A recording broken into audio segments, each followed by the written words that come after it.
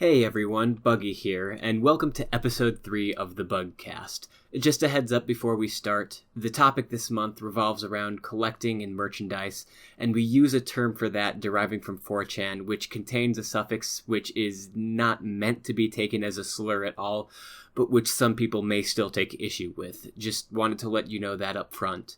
In addition, as usual, there may be some light spoilers and strong language.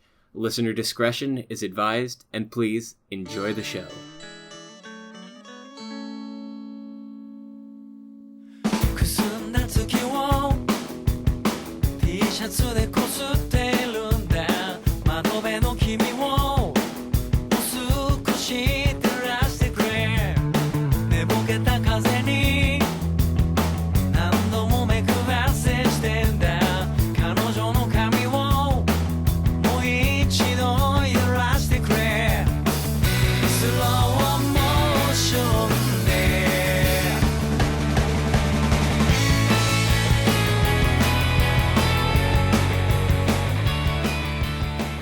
Hey everyone, welcome back to the Bugcast. We're not the only podcast out there named the Bugcast, but I have a Ladybird hat, so fuck it, we're not changing the name. I'm Buggy. And I'm Chris. And joining us today is Jess, aka Eliza Lento. Hello! So, Jess, how about you tell us a little bit about yourself? Alright, so I'm an online artist, so I do digital art, like fan art and stuff. So I've been doing digital art for a while. I sell some of my art in in conventions. Although by conventions I mean just one convention, really. And I like anime and manga. And yeah, I'm an artist. That's about it. Let me tell you, it is great to finally have some estrogen on this podcast. Indeed. Yeah, I'm the first girl and also the first Canadian, right? I believe so. Or yeah. International person. Yeah. Well, we've had someone from Poland on a different podcast, but definitely the first Canadian, yeah. Now, just to be clear, you're not from you're not from Quebec. No, I'm not from Quebec. Okay. I'm from Southern Ontario. Okay, good. So. As if you were from Quebec, we would not be able to be recording this. It's okay. People from Toronto don't really like Quebec either, but we do go there when we're 18 because we can drink earlier. That's about it. So. All right. So there are a few questions we like to ask all our guests. First of all, give us 5 of your favorite anime. They don't have to be, your all-time top 5. Just 5 of your favorites to give us an idea of your taste. That's still really hard to do, but I'll try. So one of them is I really like Shinsekai Yori or From Oh the yeah. That's one of my favorites. Another one is I really like Chihiro Fu, which is something about karate. It's like a Japanese card game show. It's really, really good. I also like I like Kill la Kill, but I also like a lot of the Gainax stuff or like crazy mecha stuff. So anything from like Gunbuster to Star Driver and stuff. And then I'm also really big into Precure. All right. And Love Live. I think that was 5. or more. But. You fudged it a little, but we'll accept it. It's okay. Too many to like. So, on the flip side, how about you give us 3 anime that, or I guess series, that you just really hate for whatever reason. Really hate? Yeah, ones that... Like, they don't have to be the worst ones you've seen, just ones that rub you the wrong way. Oh, okay. So, probably one of my earliest, enemies has been the Rosario Vampire adaptation. I like the manga, and that's the problem. The show adaptations are really terrible, and on my anime list, I have them rated very, very poorly, and to represent that. So I didn't like that adaptation, and I hate it really a lot. I don't like talking about it. Something else that I hate, Sword Art Online, and that mostly has to do with Shinsekai Yori, and production values and stuff, and also because I just think it's a shit series. Could you elaborate on that a little bit? It says yes. Shinsekai Yori is also A1 Pictures, right? Yep. Yes, so they're both done by A1 Pictures, and Sword Art Online had started in the summer, but Shinsekai Yori started in the fall. But they overlapped for that fall season. Right. And what happened was that some episodes of Shinsekai Yori were animated very, very poorly because they dragged animators from like that team to work on Sword Art Online if they had a really like demanding episode. Right. So you have some really episode 5. Episodes. Episode 5, even I think was it 9 or 12? Some of those looked really, really poor. And it just drove me nuts. And a lot of it had to do with like them having different directors for a lot of Yeah, the I think they had episodes, Ano for episode 5, right? Yeah, they had. Yeah, I think so. But even just the animation was like terrible, and it would always line up with weeks where Sword Art Online had like really, really good like fight scenes and stuff, or very important things. And it just sort of like dug Sword Art Online into the grave more for me. It just bothered me. All right. So I thought that's what you meant. Thanks for clarifying. Yeah, no problem. And the third. And then, a third, I hate anything that's done by Maeda or Keys. I despise most of it. I don't think I've liked any of their stuff. To the point that now, if I see that either he's writing it or it's by Keys, I just will avoid it, which is what I did in the summer with Charlotte. Didn't even watch an episode. And then I heard people saying it was crap, and I'm like, I knew that. I didn't have to watch it. But I just know. Charlotte. Couldn't watch Clan. I watched all of Angel Beats. The ending, I know why it wasn't a good ending, but I just thought it was still really stupid. Oh, we need to get you on board whenever we cover one of those series, then. Oh my god. And Haven't we mentioned Clan Angel Beats in every podcast so far? Yes, now, we then? have.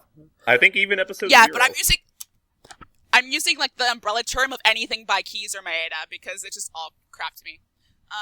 And I remember trying to watch Clannad because my friend was really into Clannad. He's like, you gotta go through Clannad to get to After Story. I'm like, I'll try. And I think I got to episode 5 because I had already established that Best Girl was not going to win. I'm like, I have no reason to devote my time to this series. And it just bothered me. And then I even tried playing the game. So I downloaded the game to try and be like, okay, I'll play the better route. But it's so... Their writing is so bad. I don't like it. I tried. Even if it's Kyoto Animation, I couldn't do it. It was really... I hate them. That's it. All right. And then sort of in the same vein, are there any genres in particular that you like or dislike? Things that I like. I definitely like the over the top sort of shows. So recently we've had things like Cross Ange. Which is really crazy. And it was pretty crappy, but it was like a big thing with all the voice actors, and it was just crazy.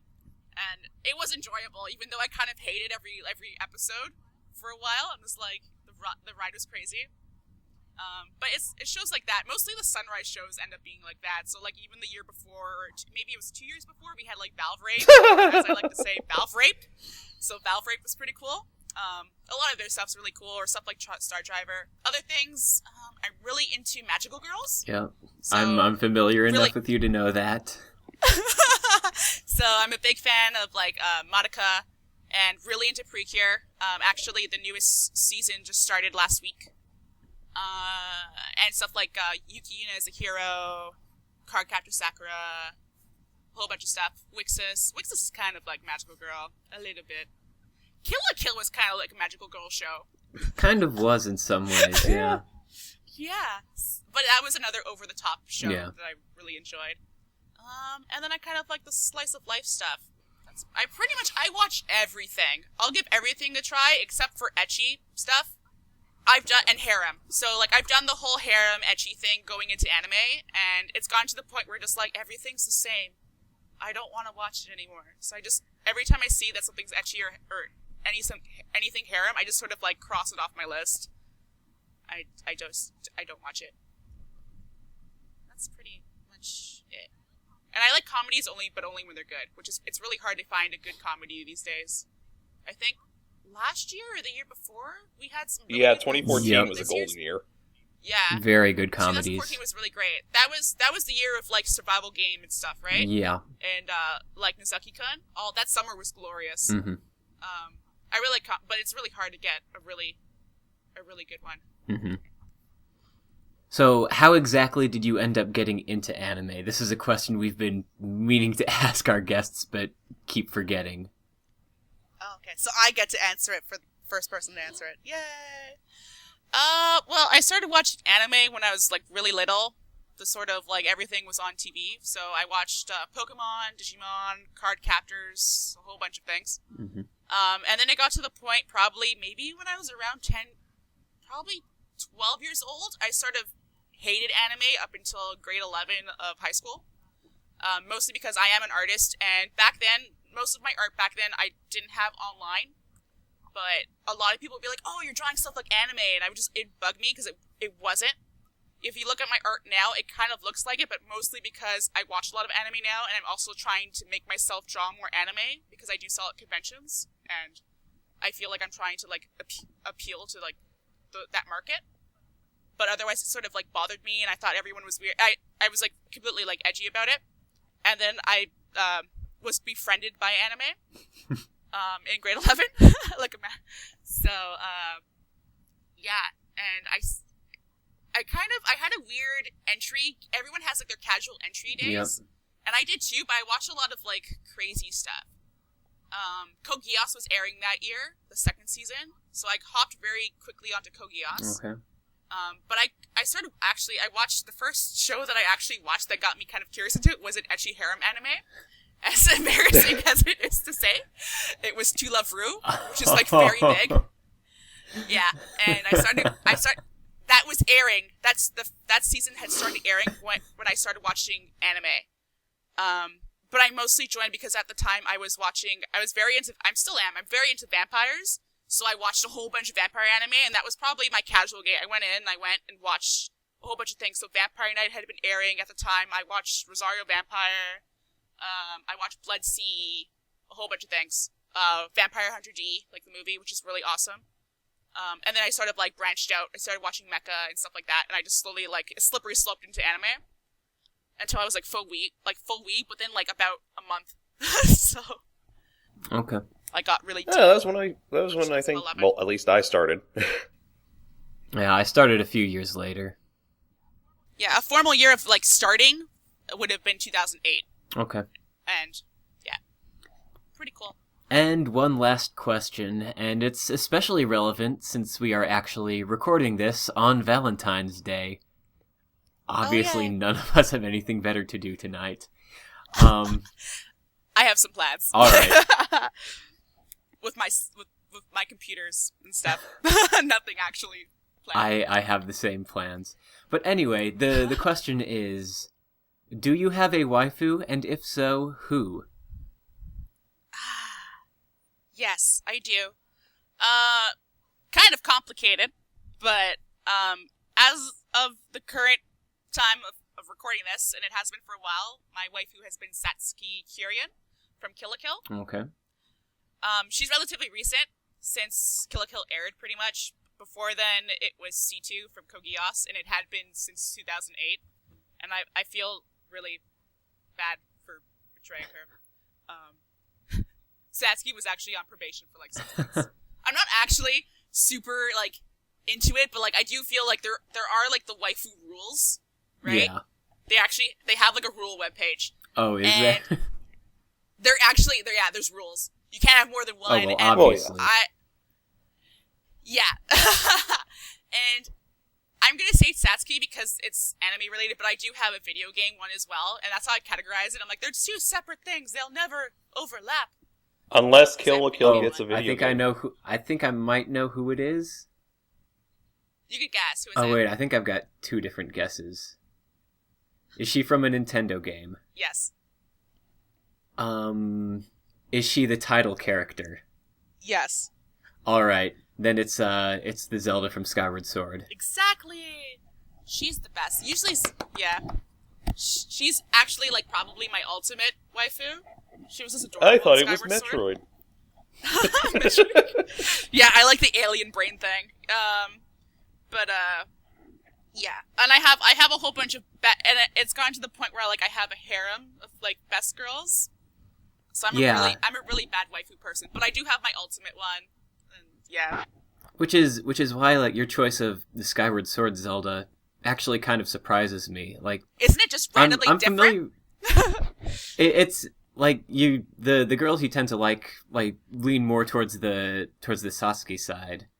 So I would have figured that, if you're going to have one of the Zeldas as a waifu, it would have been, the Twilight Princess one. So she was actually. I like Twilight Princess Zelda, but she has 3-4 scenes, and I feel like she's not really built as a character. And then she can certainly rock those boots. Yeah. But we got Spirit Tracks before Skyward Sword. Spirit Tracks Zelda was also very cute. She was adorable. But, when we got Skyward Sword, she was, probably the most... I love her. So moe. Yeah. So moe. She's so... Yeah. And, yeah, because a lot of the girls that I tend to like as a best girl, they're very not like a Zelda, so it always sort of throws people off. The only other one that would kind of be similar is C2. No, C2's kind of different. She's not as crazy as Satsuki or someone like Esdeath and stuff. But yeah, so I'm not a good wife, a good waifu to my waifu. Plural. All right, so with that, let's move into some listener questions. Oh boy. And by listener questions, I mean questions that I gathered from people in some various communities I'm in, since we don't have listeners. Well, no, we had that one in the comments. Yeah. Kudos to him. Or her. Anyway, these mostly come from the people in the AniList community. Oh, goodness. There are a few outside them, but anyway, these are questions sort of for all of us. Raita asks, what are your secret shit-taste shows you absolutely refuse to hate? Now, I'll start this off. So a few seasons ago, there was this show called Binan Koko Chikyu Boibu Love, or Cute High Earth Defense Club Love, which is essentially, it's Maho Shonen.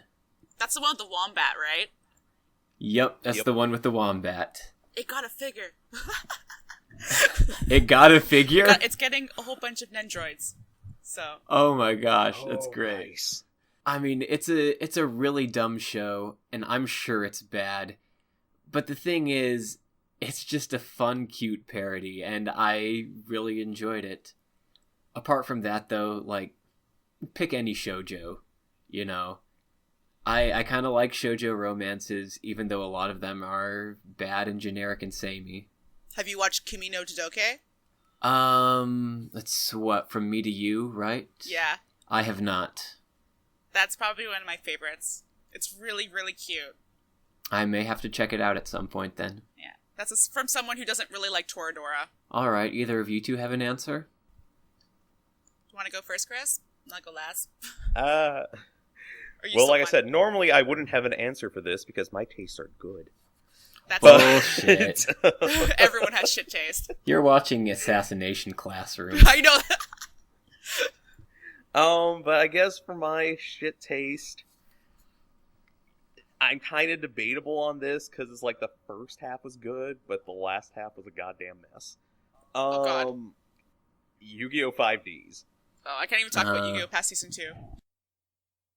I love the hell out of it, but after episode 72 or something, okay, here the funny story about this, they thought, okay, due to the fact that the first 26 episodes didn't get good enough views, they thought they were getting canceled after the Earthbound arc ended, but then about midway through it, because that arc was really, really good, viewership skyrocketed. The producers at the last minute just said, oh yeah, we're extending the show. So, they were required to make, we ended up with 30 episodes of filler with some story laced in between, and then a kind of plot-holey tournament arc.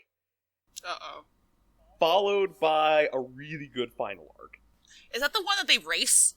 Yes, Oh, car it games is? and motorcycles. Yeah. I Now, remember laughing see, at that. Chris, the thing is, you could have just said, I'm a fan of Yu-Gi-Oh! In general, and that would have counted. Because a lot of people would say... but Arc 5 Arc 5 has been really, really good.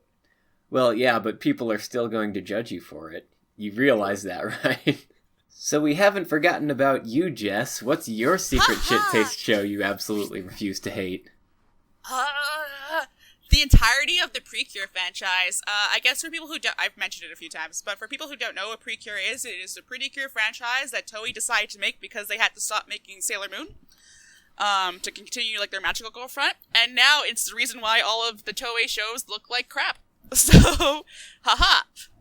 So things like Dragon Ball Super looks like shit because they care more Fucking about Precure. Same thing with One Piece. They're like, we get more money from Precure. To the point where, what's the name of the One Piece manga author? Oda. Ichiro Oda, I believe. Yeah, I'm pretty sure I'm pretty sure he's got like a younger daughter, and One Piece and Precure. So One Piece sells more than Precure, but they're kind of like back in the day when Precure was at its all-time high. It was like his rival to the point where his daughter liked Precure more than his show, like his series. So he won from Japan, but he lost to his daughter into Precure. So, but yeah, it's kind of, I think my friend put it as nice. It's like, you don't really expect a girl from like North America to like Precure. It's more like a guy thing, and it's because usually they like the lolly girls. But I don't know.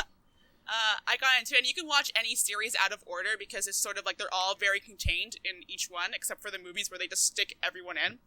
And I think right now we're at like 40 something Precure. It's ridiculous. We have a lot. Yeah, now that you mention it, I'm pretty sure that's why World Trigger looked like shit. Yep. I looked, I'm like, oh, who's animating that? I'm like, oh, no, it's not gonna happen. I remember when Sailor Moon came out, I'm like, and they had the CGI transformation scenes. I looked at it, I'm like, that's not even like a quarter of the quality that they put into like to the Precure endings at all. I'm like, they like completely half-assed all of Sailor Moon, and it's so obvious. Oh yeah, that's because they got a bunch of artists who had little to no experience in the industry. Yeah, well, at the time, too, Sailor Moon was airing during the season Happiness Charge Precure, which was their 10th anniversary Precure, so they were doing a lot of stuff with it. Although Happiness Charge was also not animated that well, that actually people complained. And then we got a really, really good animated series all of last year, which is Go Princess, which was fantastic, and I'm still sort of reeling over how awesome it was. But now we're onto like a new version. And it's okay. We've got Ho-chan voice acting one of the characters right now, and I'm really happy about that. But yeah, if you want to get into Precure, if you're crazy enough, it's actually good. If you watch certain series, probably the easiest one to get into is Heartcatch Precure, and it's probably one of the best magical girl shows that you can watch, and it's really good. Now, out of curiosity, have you watched Glitter Force?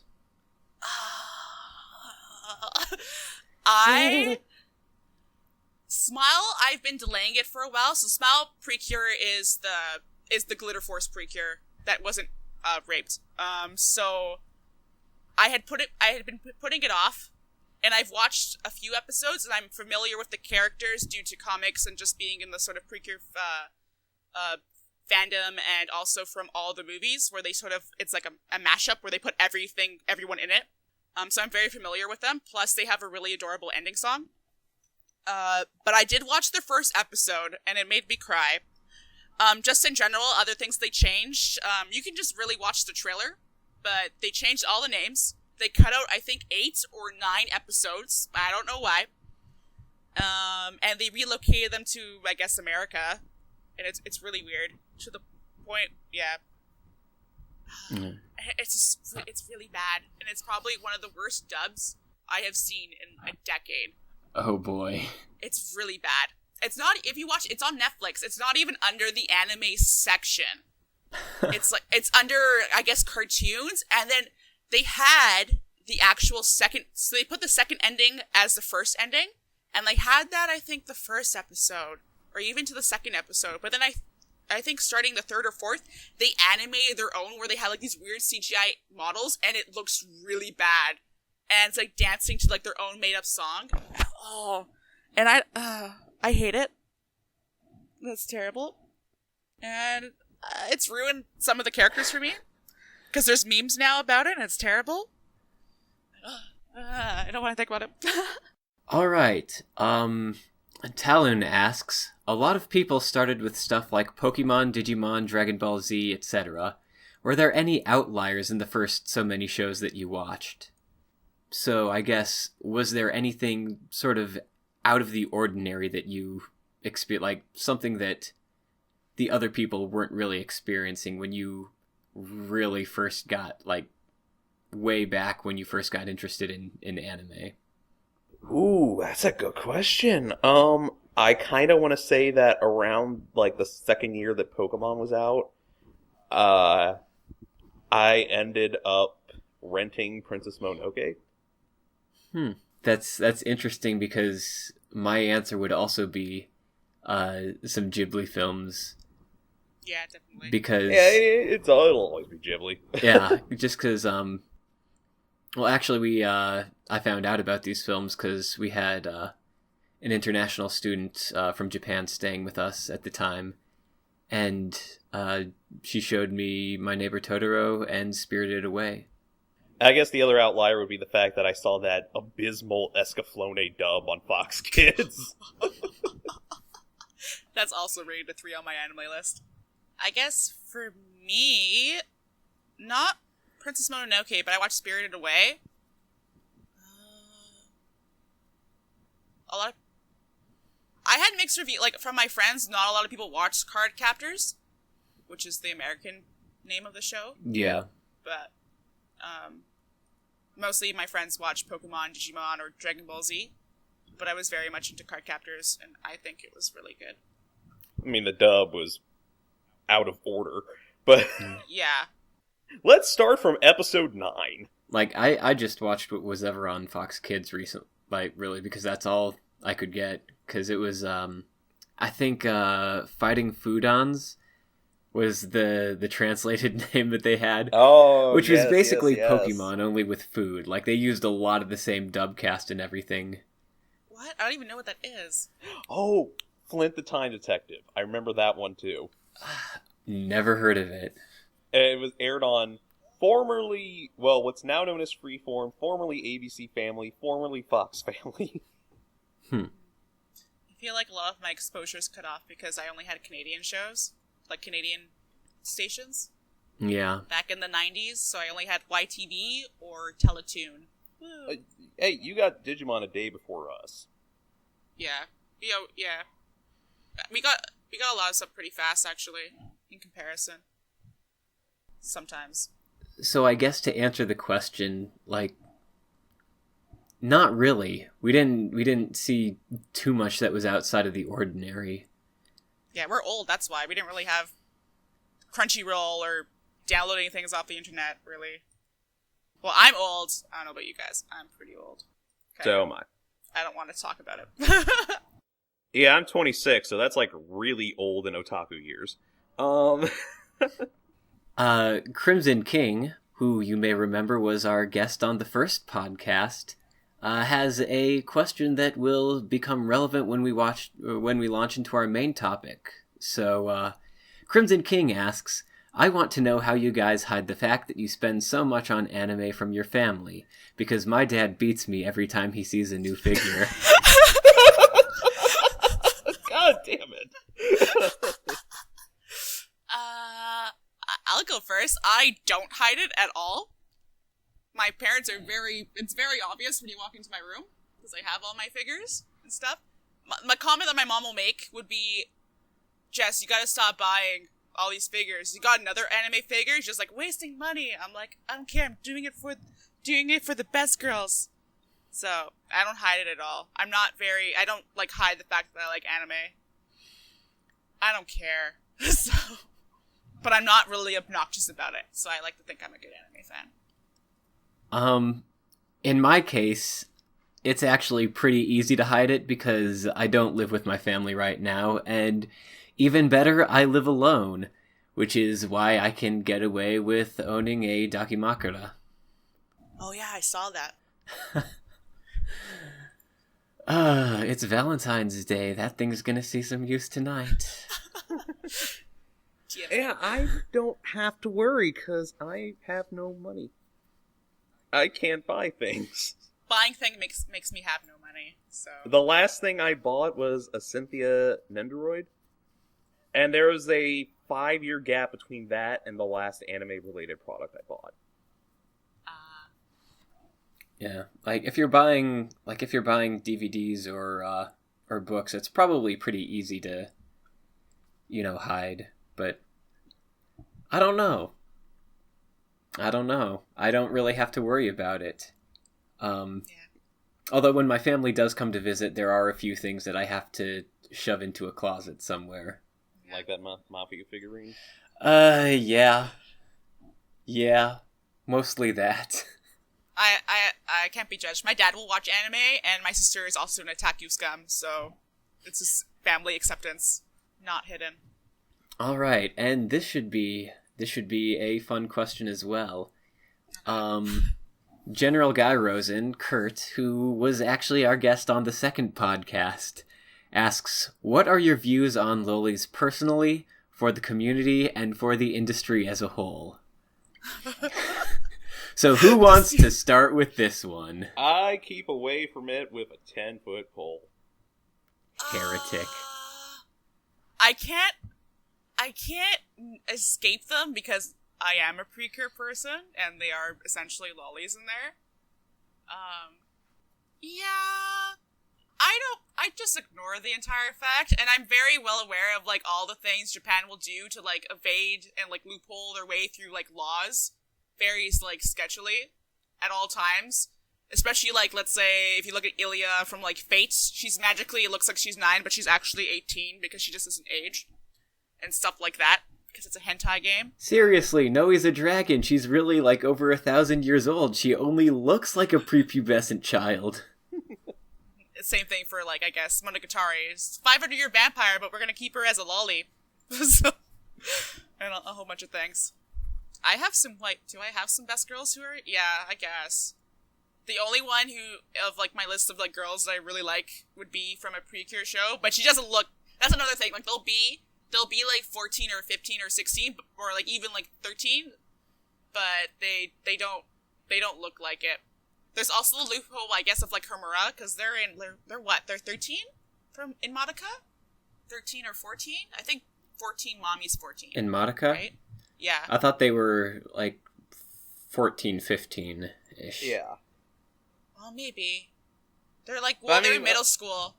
Our scale of lolis is, 11 and under. I guess. But technically, they should be it, too. No, you're defining lolis as 11 and under? Yes. No, loli is a body type and a personality type. Oh, okay, yeah, sorry. Well, they're also the age thing, too. There are people who are going to be agreeing with Chris here. Because even with the whole personality and body type, they'd be oh, they're 18, but they have the lolly archetype, but it's a lolly, but we made her legal so you can fap to her legally. And yeah, that's my view about that. Also, technically speaking, if we're going to, dive into the etymology of the term, it comes from, lolicon, which comes from Lolita complex, which is a reference to Vladimir Nabokov's Lolita, in which, the types of girls that the protagonist is attracted to are roughly 12 to 16 years in age. They're not prepubescent girls, but pubescent girls. But that's nitpicking. That's the term is the term is broad and can really be applied to a lot of different things. I guess my general view is that they'll have the archetype, but Japan, you can't really judge anyone's age or their age or how they look because everyone either looks way too old in their actual age or way too young than their actual. It's too crazy, and I don't really. As weird as it sounds, I don't believe in age for anime people or looks. It's whatever.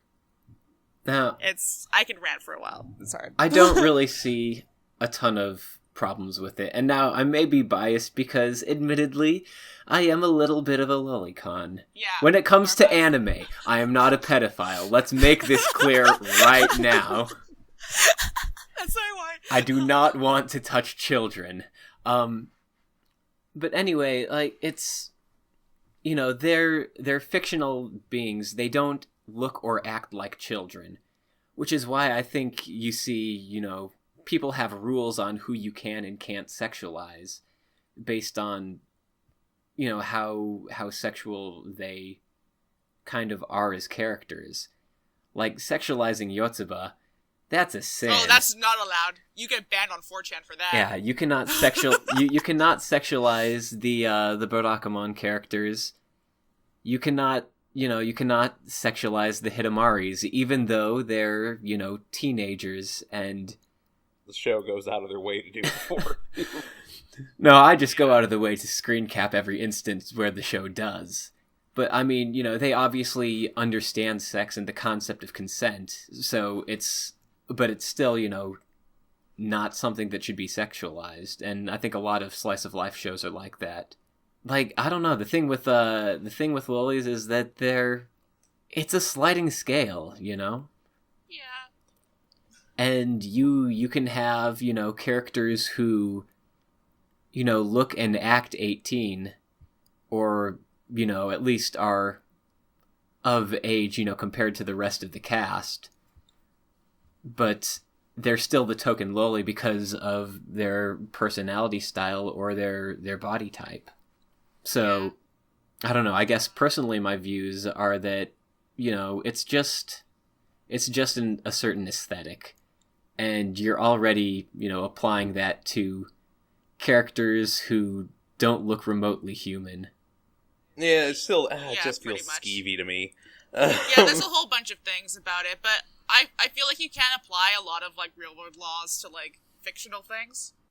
And well, typically for, like, when their archetype does come up, they're not a character that I generally am into. Very rarely does that happen. Well, and I'm the opposite. I tend to like that archetype. Like, That's because we have different tastes. Yeah. Like, what's her name? The girl in Eno Battle, the lily there. She was one of the girls I liked more. Like, the characters in Black Bullet were fun.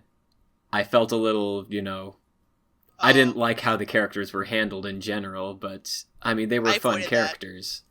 It's an archetype that I kind of like a little.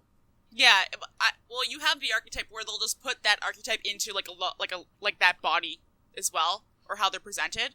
And I guess it's a stereotype, because a lot of, like, the personality traits that I like in my favorite characters, I'll get, like, I guess, categorized into someone who likes bigger boobed girls. And I'm like, but it's not about that! And it's just, yeah.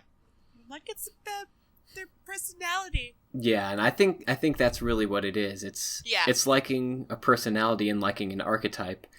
And those archetypes just happen to be put in the bodies of underage girls more often than not. Yep. Pretty much. I'm staring at my chart of best girls right now. I'm like, yep, all big boobs. Save a few. All right. I think we've sufficiently answered that one. So, we've got a new segment that we're going to try out now that I am calling Old News. Because, doing anime and gaming news on a monthly podcast doesn't really work out well. So what we're going to be doing is more just discussing some stuff that's happened lately, and by the time this comes out, it's not going to be relevant. Like, we're going to be talking about Fire Emblem Fates some. Fire Emblem Fates is coming out in like a week. We're less than a week, actually, I think. Less than a week. Yep. 5 days, yo. Yep. Count it down. So by the time, this comes out, everyone's already going to be playing Fire Emblem. Any sort of controversy is going to be forgotten. But let's start away from controversy. Let's start with Honda-kun. Now, Jess, you're not really a fan of Barakamon, are you? Have you? No, I'm not. No. Have you Shame on watched you. it, or have you? I've watched the first few episodes, but like most other things in my life, it's on my eternal backlog of on hold. Right. When I watched it, I did like it. I just didn't have any time, and just sort of went back to the backlog of Doom. Well, it's one that's it's made a big impact on a lot of people, including Chris and myself. And just recently, it was announced that the the manga prequel is getting an anime adaptation, Honda-kun.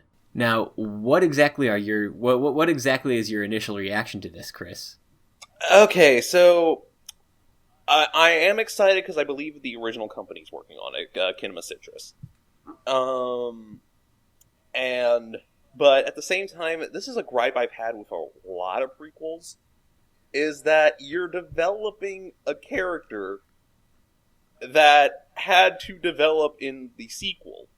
I want to say it's like, I haven't seen it, but it's why I didn't want to watch Monsters University. Because it's like, you have this whole movie working on Mike and Sully's development through that movie. I don't see why you need a prequel where they're just sort of back to stage one and can't really progress, because this previous movie has set up how they change in that. I can see why people would feel that way. Well, actually, like, my initial response was, it probably would have been to get really excited. But I had actually been reading the first volume of the manga, and I gotta say, everyone who's excited for this, lower your expectations, because everything that made Barakamon so great, it's not there. It's like, it's a different series. This is basically, just Honda being awkward in high school. It's no, learning and developing with these, children, and learning to, approach his work again through them. It's just, he's a Spurglord trying to find his way through high school, and it's not going to be the same thing. It could be a very good show in its own right, but if you're looking for more Barakamon, you're not going to get it from this, unfortunately. Any other stories we need to be talking about?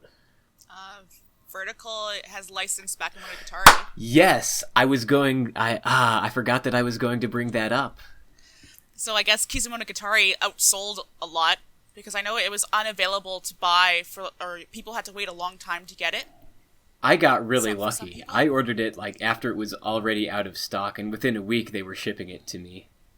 I think I pre-ordered it, and I got it. I know some people got it before it came out, like a week early, from some mishap. I think for whoever ordered it from Book Depository, but I got it, I think the week that it came out, maybe a few days later, but I got it pretty fast. Yeah. So, so that's exciting. Even if I'm not a huge fan of the Monogatari series, this is a big announcement, very big news. Probably still going to be relevant because it, as this comes out, because it was just a day or two ago that this was announced. Yesterday, actually, I think. Yeah, I think around midnight. This is a very big series, and news of light novels doesn't always travel as fast. But, if you like reading, if you want to, support these series that you like, please buy light novels. I'm sure that they take a lot of work to do. I don't want to say more than manga, I guess, because there's all the image manipulation in manga. But, translation is not an easy thing. Support these translators. Support these companies that are bringing over these series. Buy these books, basically. It ties into our main topic, too. Yeah. Very much. This is a good example of, if you support something, you're going to get more of it. Yeah. What's the term? I forget where this term came from. I just heard it the other day, but voting with your wallet? Yeah. Something. What was that in reference to that I heard that? Oh, Digimon, I think, is what it was. They've been doing a lot of stuff with Digimon merchandise recently because it's gotten a big response. So people are... Oh, yeah. People are buying it, and they're excited for it, so they're like, all right, you clearly want this, we're gonna make more of it. And fans are even more excited, and they're like, yes, I'm gonna go bankrupt. So. And then they make all the Digimon figures exclusive, so you can't actually buy them without, forwarding systems and stuff. I think, if at the figures, some of them are exclusive. I don't think all of them are. So, speaking of voting, I got a little breaking piece of news. Oh? What? Okay, so recently Japan lowered their voting age from 20 to 18. And apparently they decided to use... Oh, I know what you're talking about. Yeah, they decided to use an anime character to help drum up voters. So, Andy, you're gonna love who they picked for this. Oh boy. Kirino from Imo. Oh boy. I saw this online the other day. That was the best. Now, And what they are aged her they up too, trying right? to say with this? Are they trying to say, hey, now that you can vote, you should vote the incest bills passed? Incest is good as long as it's not blood related.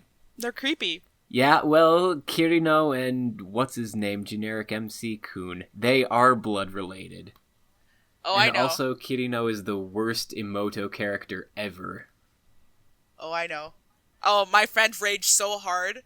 And sometimes I'll just post the ending, not the ending page, but one of like the big pages from the thing, just to kind of like piss her off more, and she gets so mad. It's the best. It was the best. I also have another bit of news that I'd like to share. Announced this week, even though it is still airing, Dimension W is coming to Adult Swim. I think I heard that. Found this to be a very interesting move. I mean, I actually think that Dimension W, while not the best show... Yeah, it's the right show for that audience. Yeah. It's a good entry anime. It's a good... it's a passable show. It's a little darker than Black. I think like it shares some sort of connection with Darker Than Black, like the same character designer or something. I'm not entirely sure, but it's the sort of show that will do well here, but also the sort of show that I don't really care about because I don't like it that much. So should we talk about the big hot button thing that I'm sure we're all going to want to talk about? Yep. Yeah. Fire Emblem Fates. There's been a lot of controversy surrounding this game leading up to its release. Oh, yes. Yep. At first, Which one did we go with first? Oh, Let's talk about the newest one. let's talk about the oldest one. Okay, fine. Let's talk about the whole gay conversion thing. Yeah. That's the one of like the Where he, I guess it's like a date rape drug. He gives her like a potion or something. Yeah. Like that aspect. yeah. From what I get with it, like she is the character is a lesbian. Yeah, I'm salty. Yeah, I'm salty about this. and he gives her a drug that I don't think that it's date rape. I think that there's consent where she takes this potion he makes, where she perceives him as female in order to practice talking with women because she gets flustered around women, I guess. I haven't looked up the details. I've been kind of trying to avoid spoilers, but all this controversy makes this hard. Actually, the drugging wasn't consensual. No, it wasn't. Okay. It wasn't. That's why they call it. That's why all the social justice warriors call it the date rape Okay. thing. Yeah. And then she's, apparently she's like, okay, well, I fell in love with you while I was under the effects of this drug, so now I want to get with you, even though, you're a guy and I like girls. Yeah, I feel like it's kind of like they try to have another Lonk character from Awakening, but they did it. Yeah, they handled the entire thing poorly. Because with him, he just was very flustered around girls. And he was actually my husbando when I played Awakening. Oh yeah, Long Q. Right? Yeah, I just Long Q. I'll call him Lunk because he's a hunk, but he was, I don't know, for some reason I went after the one guy who got flustered, and I guess was more of a challenge. I guess. I found it was amusing. And then after I did another playthrough with Crom, because he's best husbando, I guess. So anyway, Nintendo of America has censored, and Nintendo of probably a lot of other places have censored this. Changed the conversation and the how exactly that plays out. I don't know all the details, if the characters can still S rank or whatever. But in my opinion, this was a smart move. Yeah. Yeah, no, everyone would have I feel like it would have just raged. Oh, a lot Tumblr if they blew the fuck up when this happened. Yeah. When they found it out from the actual Japanese release. Well, granted, it was misinterpreted at points, and apparently some people believe it's Yeah. attempted gay conversion. But Yeah. So that's one that that they changed that people were actually pretty receptive to. The next change, though, that came out, people were not quite as receptive to. nope, See what I think it is? Let me see. the petting. The, yes. skinship, is it? Yep. When you get to pet their face from, I think, what is it, like the bust up? Yeah, I forget how low you can go. I'm not sure. How low can I, you go? I think you just like pet their head or something like that. I think it can go down to like their neck and shoulders too. Hmm. I would watch a trailer. I don't know. I think maybe just their face. Now they did say later on that you can do it with your wife. Yeah, you get to wake them up or something. Yeah, but I can understand why they took this out though. Because one of those people you can pet is your sister. I want to pet my Emoto! I know. I wanted to pet her. But I think wasn't like the big one is that you can pet like what is it, Camilla? Is she the big tittied one No, that she's everyone the older likes? one. Yeah, she's a big titty one. Yeah, the one that like blew up before the game was even. The one that I'm considering playing as a male so I can waifu her because she's not blood related. So, but she's gonna be my One-sama instead. See, this one makes me a little more upset. I can see why they did it, and they have at least left the animation in. Like, Yeah, they left it in. There's like a dialogue for it, I think. yeah, I think that it's like you reach a certain point in the minigame, and then there's an animation, and they rank up or whatever, and they just remove the petting part. So they didn't take it out completely. Now, No. I'm usually a guy who is, with censorship, you either go all in or don't go at all. But at the same time, I want to say that they could have just done with removing the sister petting, because that probably would have been the hot topic one. You mean like how? But can't you still marry your sister anyways? So why does it even matter? Okay, I know what I'm doing. You can still marry your sister. I was Can you? considering making my. I'm pretty sure. Where's my charts? I have charts of who you can marry. I've been planning this out since June of last year. To the point where I had to go into playing Awakening just to sort of distract myself for 100 hours. I guess at this point I've really outed myself as both a Lilycon and a Syscon. I really hope where's my my little chart? sisters aren't listening to this. Pink, you can... Yeah, I'm pretty sure you can even get your blood siblings as well. So the Hoshido side, you can also marry. I'm not 100% sure, but I think you can. For sure you can do the Noir side. You can marry them. See, and I expect them to change how the S rank works in that case, because I know in Awakening, Lucina and Owain could get married, but because they're cousins, they would just be true companions rather than married.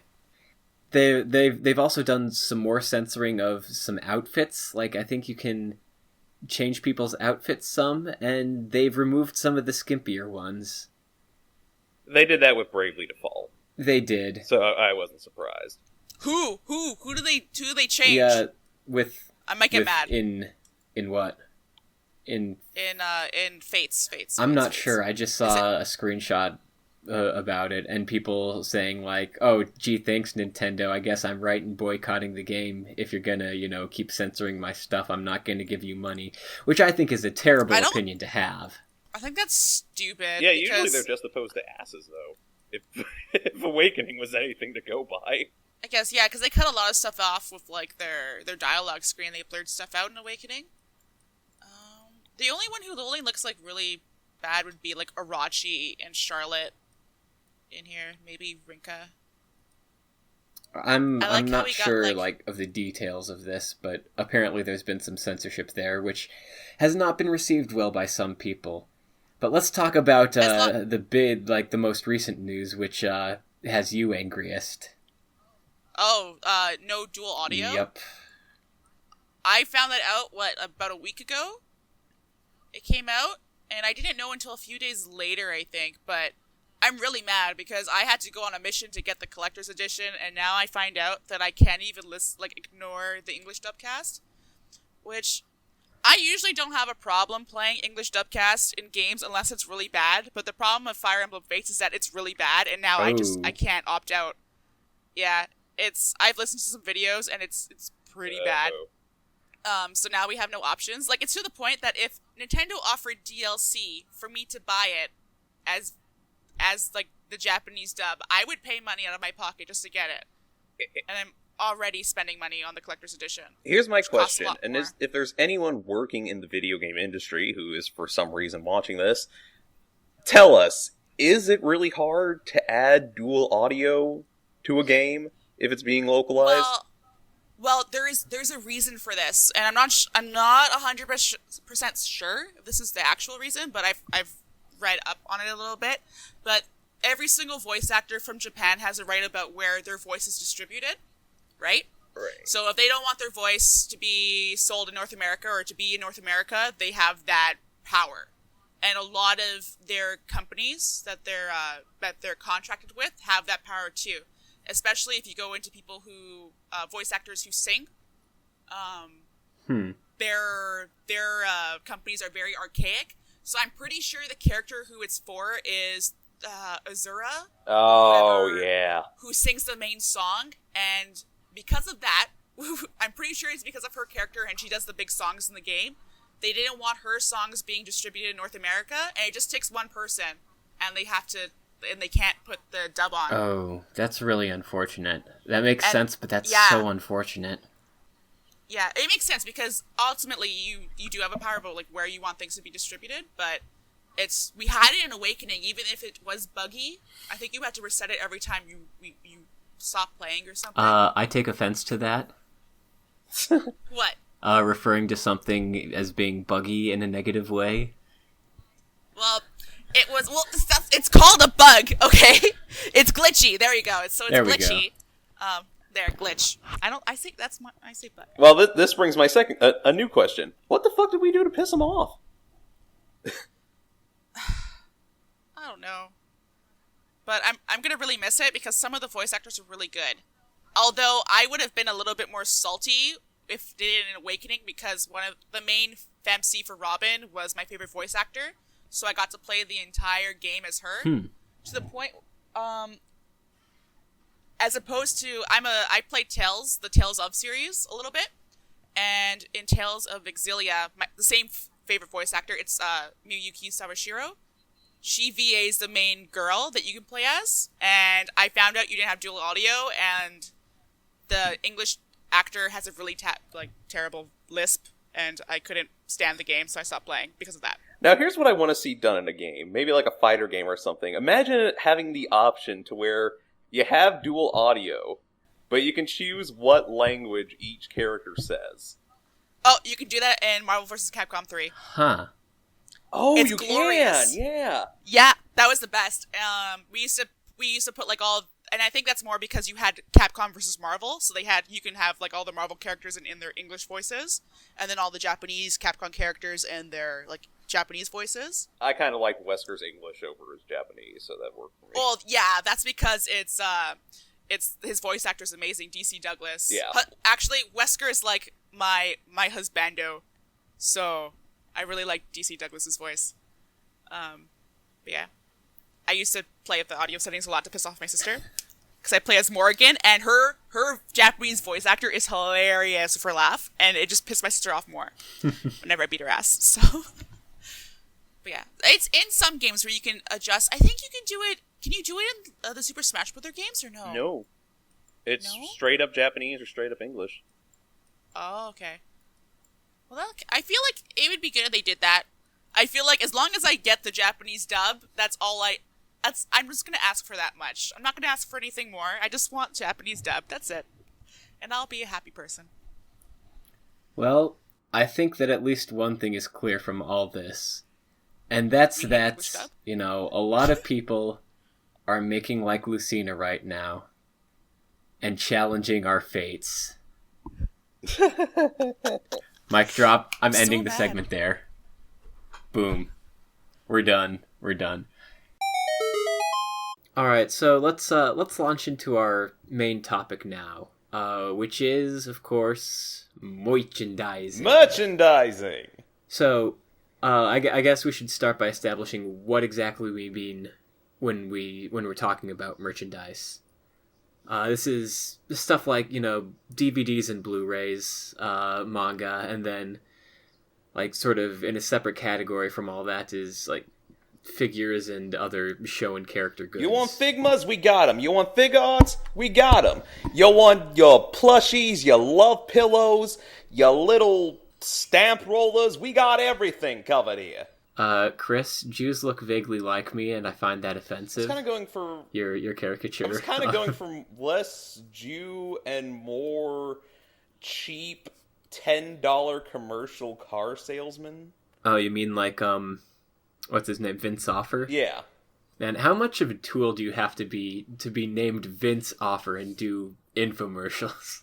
So anyway, I guess, like, the big question to start with is why? Why buy these things instead of pirate them? So, do you guys have any answers? Well, that's what keeps your favorite series coming. I like how they look on my shelf. That's my reason. But yeah, it does support the creators, so that's probably a big thing. Although some people just buy things because they want them. They don't really think about the creators that much, which I guess whatever floats your boat. Yeah, I mean, it's like both of those are really good reasons. It's I really like having things to put up on shelves, especially manga, and figures too, I guess. But on top of that, I like to give money to people who I think deserve it, because I'm, it's kind of vain to consider myself an artist as someone who writes dumb fiction and whatnot sometimes, but it's not easy work, and it's often really underappreciated. And like people sometimes are like, no, don't buy the American releases or whatnot. The prices are inflated and whatnot. Like I'm okay at buying those for slightly inflated prices, like in terms of manga and stuff, because there's a lot of work that goes into translation and in the case of manga, like lettering and cleaning is the term. Yeah. Cleaning. And what exactly that all entails, I guess, is a different discussion for different days. But I think it's good to be supporting these creators as well. The the people who are attempting to do this for a living. Yeah, definitely. And even like going into like importing manga a bit. I personally only import manga and stuff that isn't licensed here at all. And yeah, there's a lot of that. I'm pretty sure they do keep track of what is getting imported out of Japan. So I kind of do it in like a faint, like a very like desperate hope that maybe one day it will come here as well. I actually had a volume in my cart for Amazon Japan, and then last week got release licensed in English, and I was just like, wow, that was nice. Now I don't have to import it anymore. Really happy. Oh, what series was that? Do you mind? It's a Yuri series called Bloom Into You. It's pretty cool. Super yes. cute.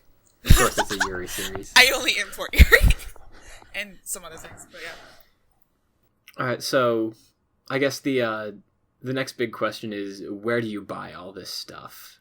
And but before going into that, I think it's important to bring up that we're just three people talking, and there is like we're not going to be able to cover this whole topic in this short amount of time. So the biggest thing is like, listen to this. Yeah, don't turn us off and disregard us completely. Please don't do that. But also do your own research, because things are going to vary. Yeah. Things are definitely going to vary, like especially depending on where you live. Yeah. Very much so, especially with customs and imports and taxes and what you're actually allowed to import. Yeah, like for example, you're in Canada, and shipping from some places that are really great in America, that just absolutely kills you. Well, shipping's going to kill me anyways, but what happens is the customs. That's true. So any sort of actual statue figure is more than likely it's over what like the limit of what you're allowed to import, so they always tax you. There's ways around it. Well, obviously they're not legal, but there's ways around it. So usually if you're in the US and if you're anywhere and you're buying things like Figmas or Nendroids that are pretty cheap in comparison to statues and figures, Ami is pretty good for that. Same thing with Amazon, because Amazon will actually do your customs for you, and if there's anything left over, they will refund you back. So they're pretty decent. Yeah. Otherwise, there's other websites. Yeah, let's get into that a little more when we're talking about figures and whatnot. So, yeah, like be careful of customs and what you can import, because I know in Canada, lolly goods are very illegal. Only if they're imported. If they're already here, it's fine, apparently. Somehow. It's weird because, like, I'll have things and I'm just like, how are you actually legal here? Like, when I bought this Shinsekai Yori manga, I'm like, I don't know how this is legal. I don't know how I bought this in my country. Oh, yeah. The ending scene with Saki's like a fucking player, man. But Okay, I'm not. I need to bump Shinsekai Yori up on my list Only a bit. the I manga. guess. The manga has just been like fully fan Just the manga. Okay. I was like, okay. Hey, we only accept Canadian grade lowlies in this country. Exactly.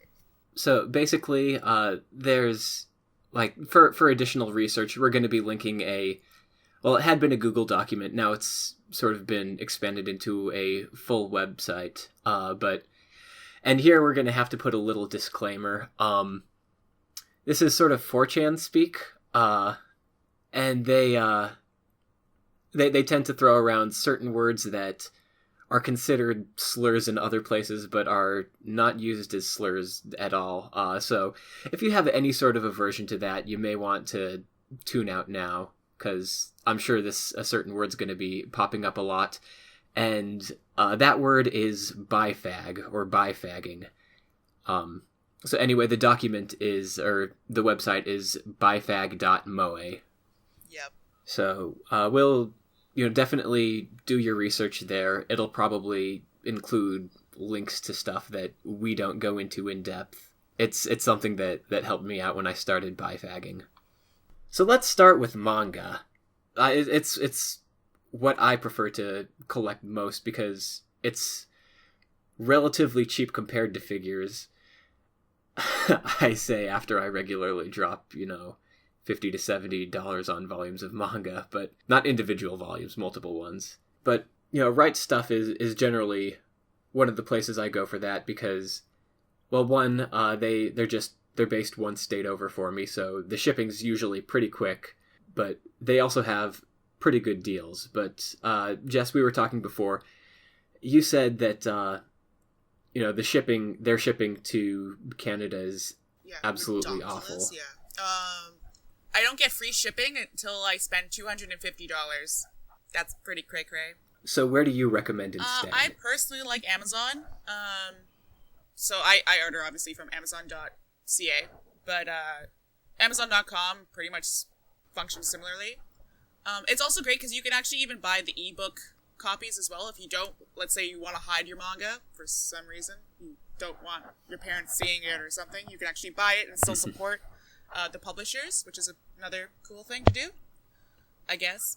Well, I've heard that there are some manga that I think are better digitally as well. Like, for example, I've heard that the One Punch Man digital manga has these, full page spreads that are kind of like flip books in a way almost, that due to, printing stuff is not as ideal for, a physical release, so it's not in those. I think so. I haven't actually compared it to my physical copies. Speaking of digital manga, another good source directly to it is from Viz, with what manga they have licensed. Yeah, I regularly look at Viz. Unless you're in Europe and you're straight up screwed there, but yeah. Yeah. And with digital manga, you really want to be looking at prices too, because sometimes it's sometimes it's a lot cheaper. Other times it's actually quite a bit more expensive. Yeah, or roughly the same price.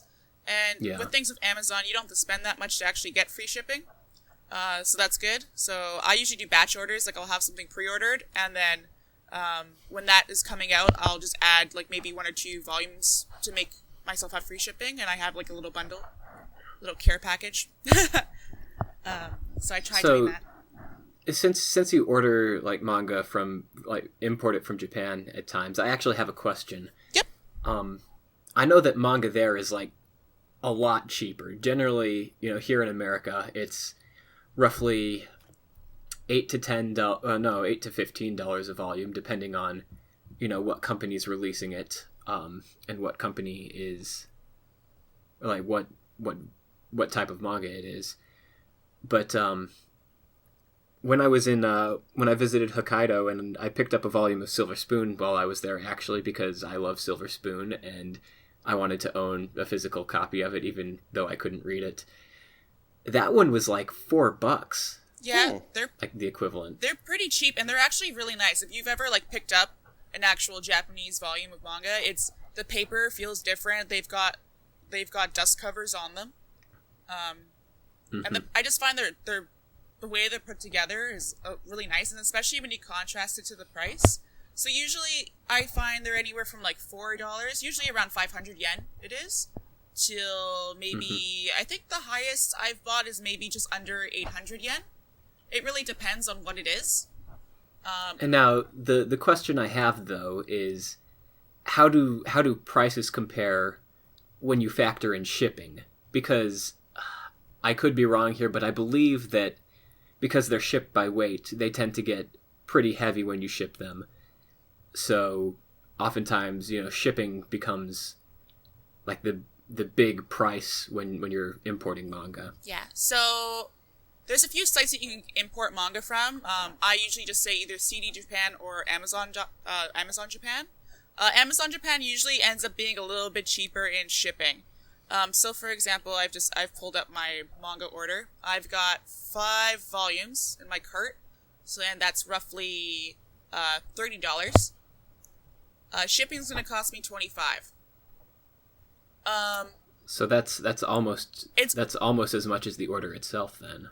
Yes, but if you think about it, for me, when I buy manga, my manga's usually about $11 to $12 or $13. My dollar right now is kind of crappy, so it's more expensive. Yeah. So 13.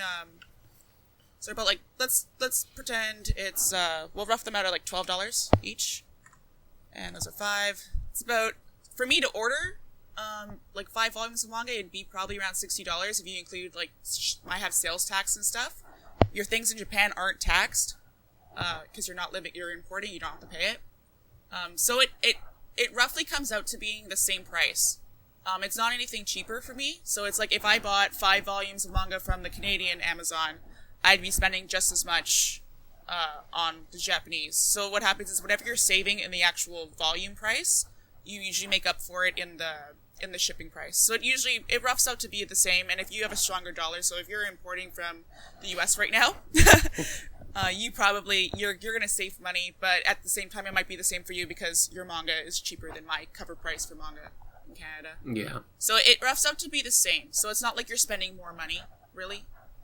Shipping, you might look at shipping, you're like, wow, that's like $25 shipping, but you're saving money on the volumes themselves. So it all adds up, it all sort of equals out.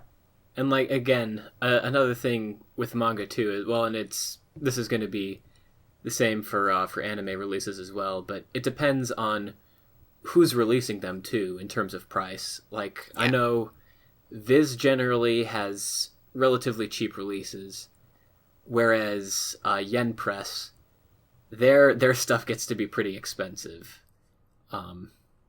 Yeah. And like you're gonna run into that with anime too. Like I think Funimation usually releases some pretty cheap stuff, whereas on the other end of the scale you've got Aniplex Aniplex USA who releases things that are a lot more expensive.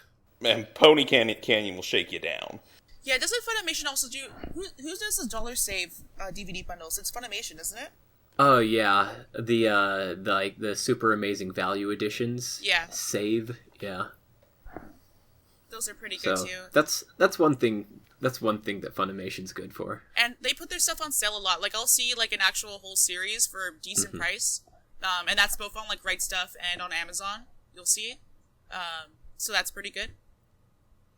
I usually recommend waiting a little bit for anime releases, because even, let's say, if you have a 2-core series and they release it in like 2 volumes, more than likely Funimation or whoever's picked it up will eventually release it all together, and it will be cheaper. It's like a waiting game, really. It really is. Actually, let's just briefly finish up manga before we move on to anime. And that's, the last place I'd really recommend buying and checking out is local booksellers.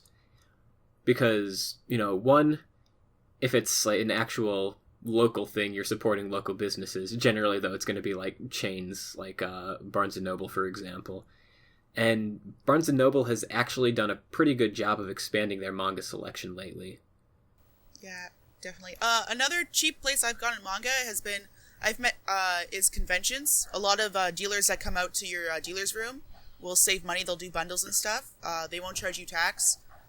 They might charge you another, what's it called? Cover price. But another thing, I've picked up a few actual series for pretty cheap. My local convention has something that's called, it's sort of like a flea market where congoers who register for a table sell all their old anime stuff.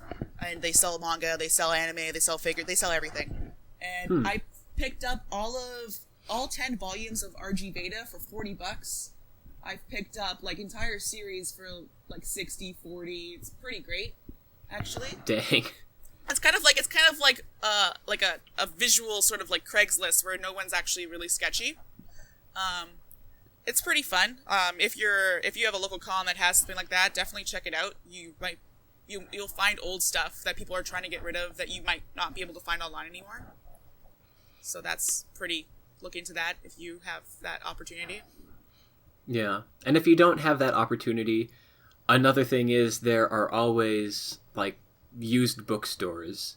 Yeah. Or used I think game stores too will occasionally. Well, I don't know, that might just be some of the places in my area, but a lot of times, you'll be able to find, it's not going to be great selection usually, but chances are you'll stumble across at least something where you can, find these used volumes of manga that are maybe not in the best condition, but you still get to read them, and they're pretty cheap. Yep. Cheap manga's the best manga. Mm-hmm. Indeed.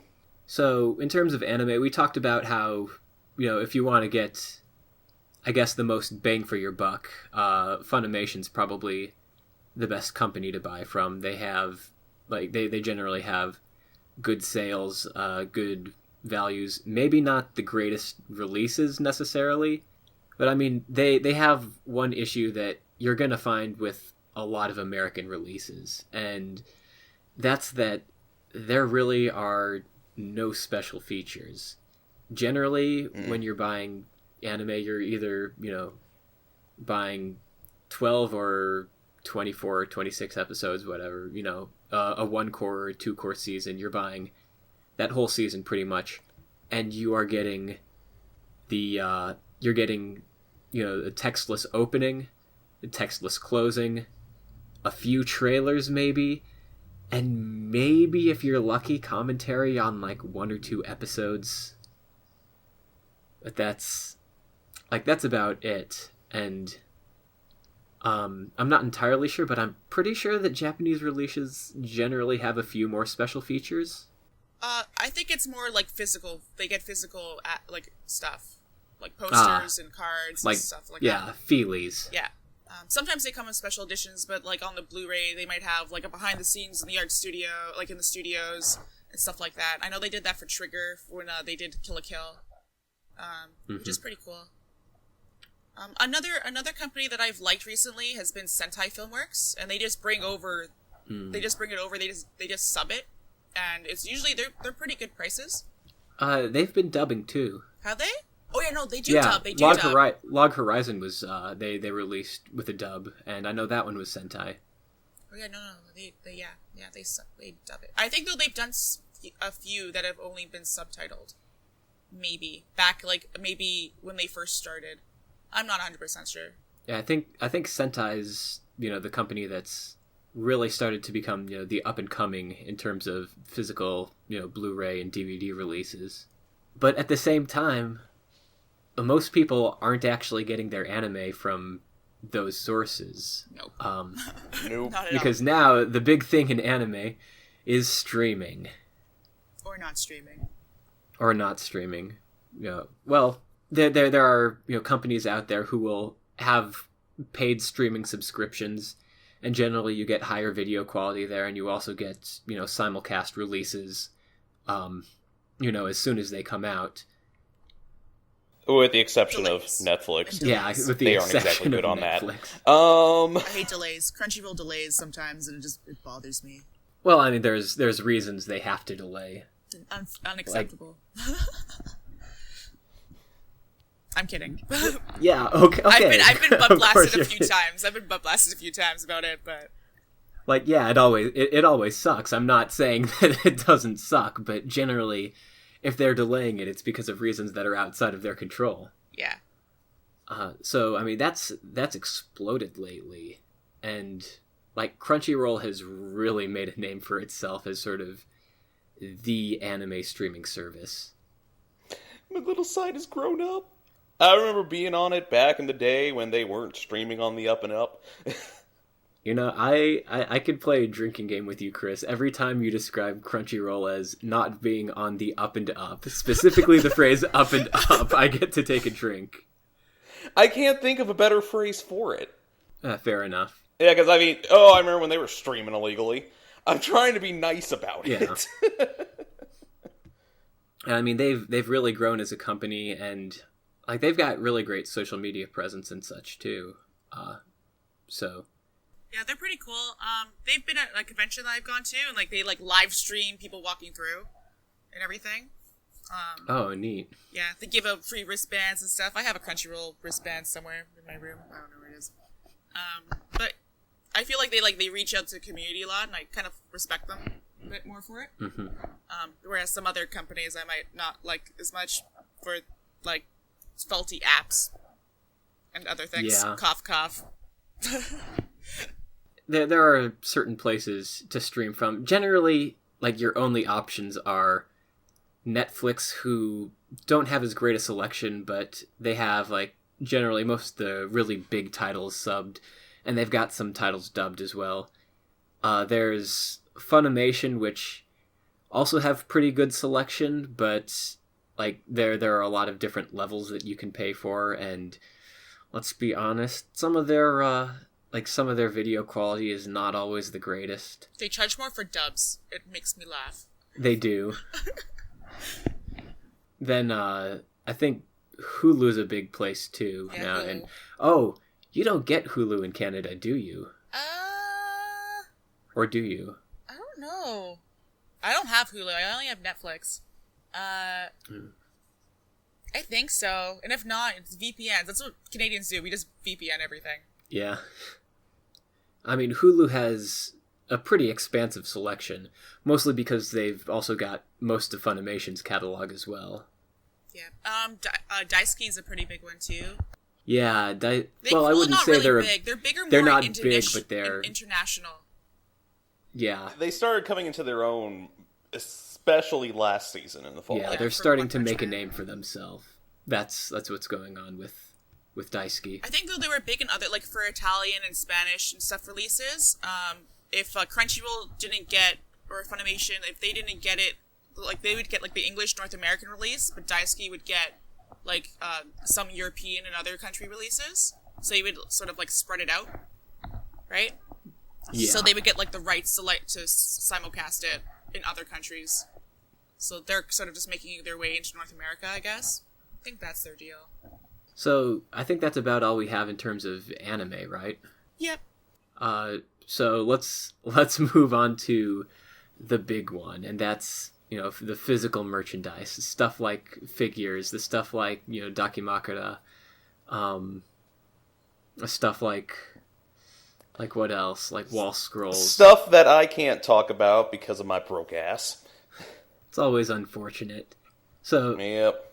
basically, the situation that I'm in right now financially is that I don't make a ton of money, but I make enough to live off of, and I make enough that I can buy something nice for myself now and then if I so choose. And oftentimes I do so choose to spend some money on figures. That was me last year. What's you this year? Poor college student. Yeah, of course. I still pre-ordered something new recently, and I'm like, no regrets, YOLO. I'll have money in September, I hope. So I think this is something where doing your research really, really comes in handy. Because, I mean, Ami is the big one, I think, in terms of websites and places to go, because they have things up for pre-order for international shipping, and it's generally cheaper to pre-order from them than a lot of other places. Yeah, they have a discount. It's pretty good. And you collect points. You do. I should look into how that system works. It just collects it, and then you can use it how many points you want. I recently used all of mine. Now I have nothing to my name. What do you use them on? You actually use them on your order. So I used it. So it's like as discounts? Yeah. So I On my Kiss Shot order in January, I got like $10 off, pretty much, because I had that many points. I just used it all. So. Okay. It's pretty good. It goes directly towards your purchase. You can use it whenever you want, however much you want. Each point is essentially a yen, so. Yeah, but like a lot of the research in terms of, buying figures and stuff is that you really have to keep your eye open. Because, like, sometimes Ami doesn't have, the best deals. Occasionally, you'll find the best deals on places like Crunchyroll. They sometimes have really good discounts. Actually, when they had, one thing I've ordered from them that hasn't released yet, but, one difference between Ami and some of these other places is that with Ami, you pay, you pre-order before paying. With Crunchyroll, I've already paid for it. I own it. I've shelled out the money for it, so I don't need to worry about it suddenly coming out of my wallet later, as opposed to having it, forking it out up front. But actually, the thing I've ordered from Crunchyroll is the gem figures of Anjumon and TK and Anjuwamon and Kari from Digimon Adventure, because those were some really nice figures, and Crunchyroll had a pretty good bundle price on both of them. Yeah, but you have to be a subscriber to get the deals, right? I'm a subscriber. Probably. But I don't buy from them that often. Yeah. For some reason, I just never consider them. If you're buying, I want to just go over some, simple things from Ami when you're buying from them. So going into pre-orders, the thing of Ami is that if you can't really cancel your pre-order. A lot of websites, they'll let you cancel. Ami doesn't really like it, so you can upset the Ami gods. You just tell them, I have to cancel my pre-order, and then hope that they just let it go, but eventually it's kind of like you have a record, and they keep track, and then they'll, just cancel your entire account. You can't order from them anymore.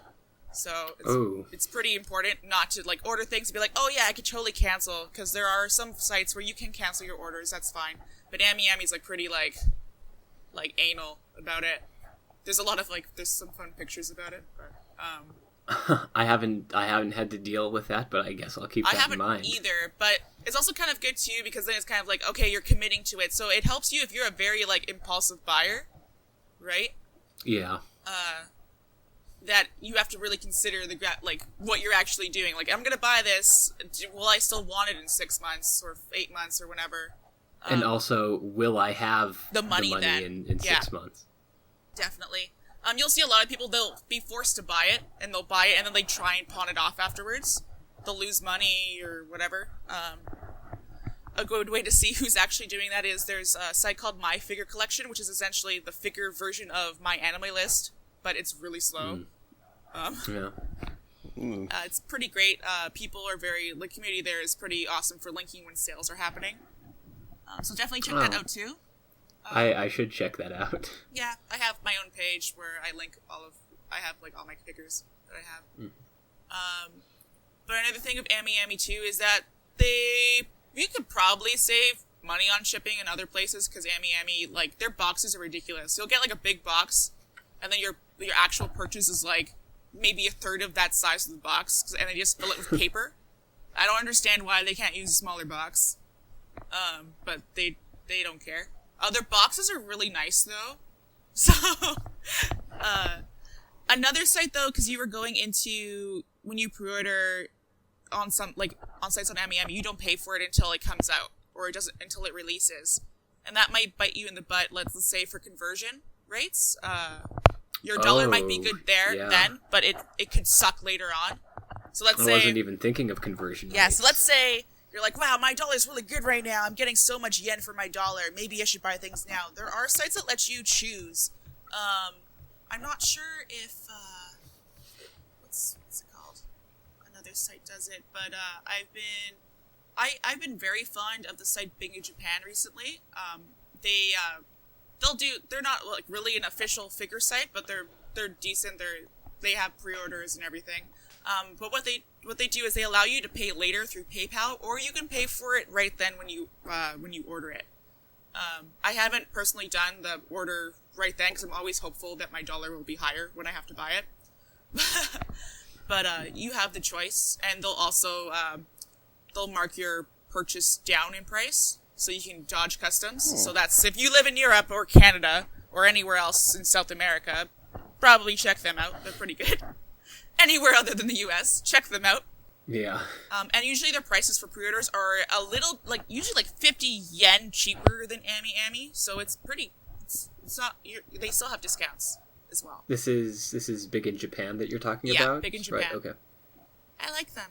Like with figures and all this other merchandise, this is where that bifag.moe site will really come in handy, because they've got a lot of really handy links there, a lot of detailed information that will, be there for you when you need it, so that you don't have to, comb an audio podcast that doesn't even give you close to the amount of information. We just tell that they you have. where things are.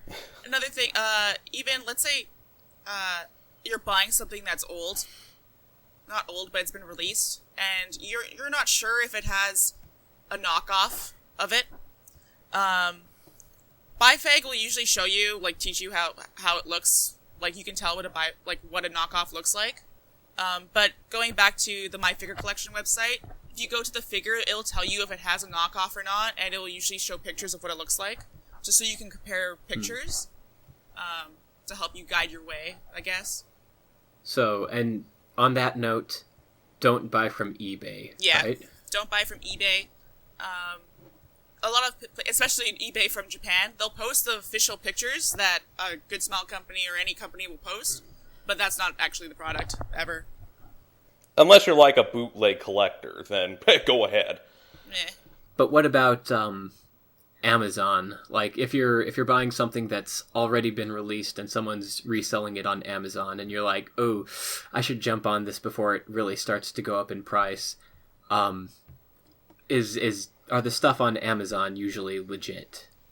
Amazon US and Canada, probably not. I haven't really looked at it because their prices are pretty inflated. If you're going to import it from Amazon Japan, you're usually okay. A lot of Amazon actually has its own figure store in Japan, so you can actually buy from them. Really? And a lot of stuff bins because they have a whole bunch of stock. They're like, this isn't selling, so they'll just cut prices. Last year I got a really nice Monica figure for $50 off of Amazon Japan, and it was glorious. So the figures bin too. So see, because I had to get my Tharja figure off of Amazon since I got in a little too late on that. I didn't have the money at the time it was being released, but I was like, I want this. So I'm pretty sure it's not a bootleg. It doesn't look like a bootleg. But I got that off of Amazon, so. If you're looking for things that you can't find anymore, they're not available, probably the best, one of the better websites to look at is Mandarake.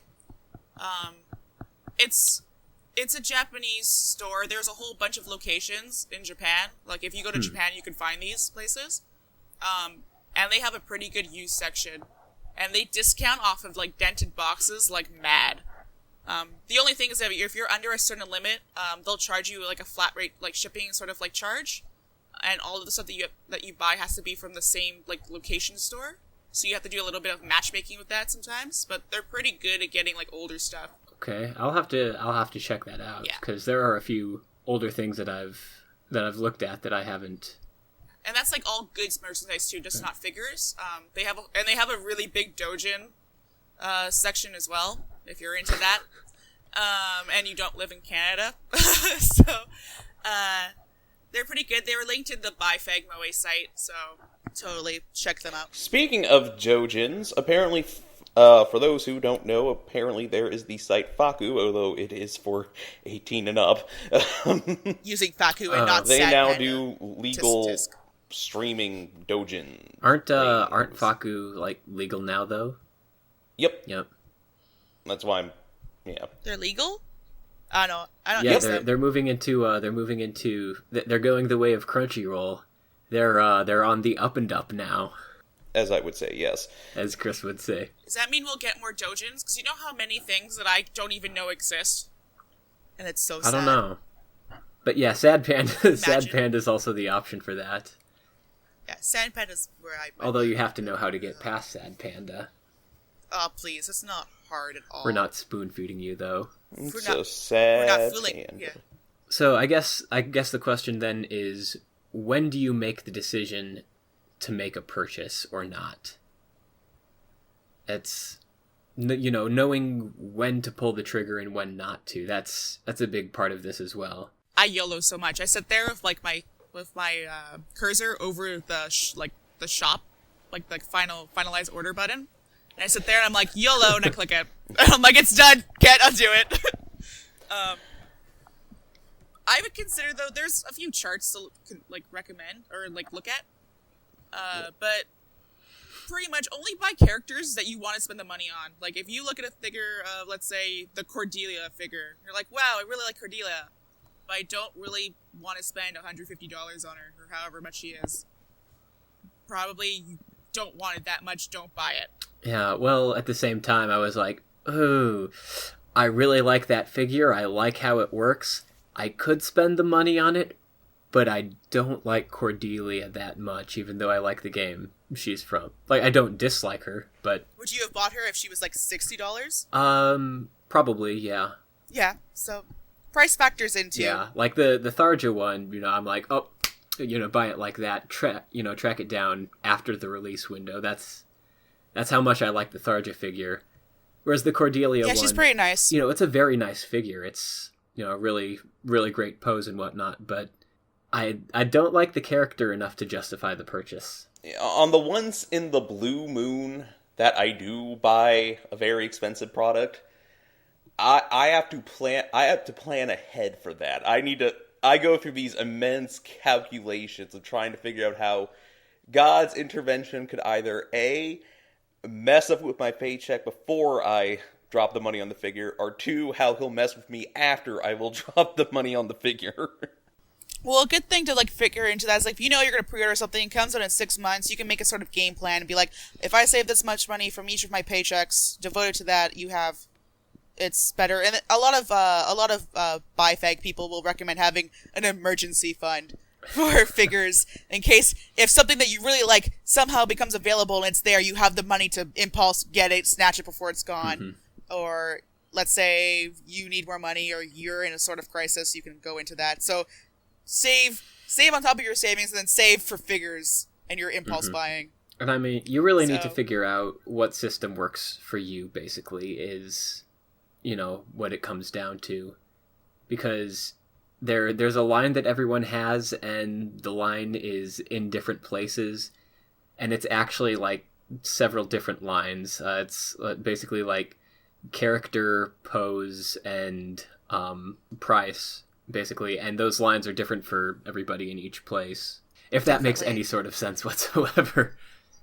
I guess for an example, let's say I really like the character Kanako from Star Driver, she was gonna get a really, really nice figure from Fig Arts, but it didn't come out. The only thing that they ever released was a few, like, chibi things, which I actually do own, but they had a Beach Queens.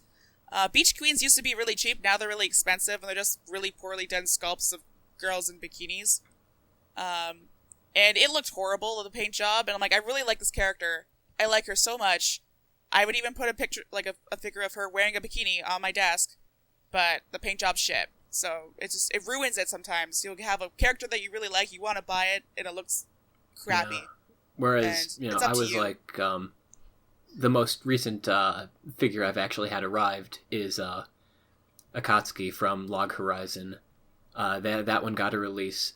And my rationale behind that was basically, well, I don't like the pose that much. I wish, they'd posed her a little differently.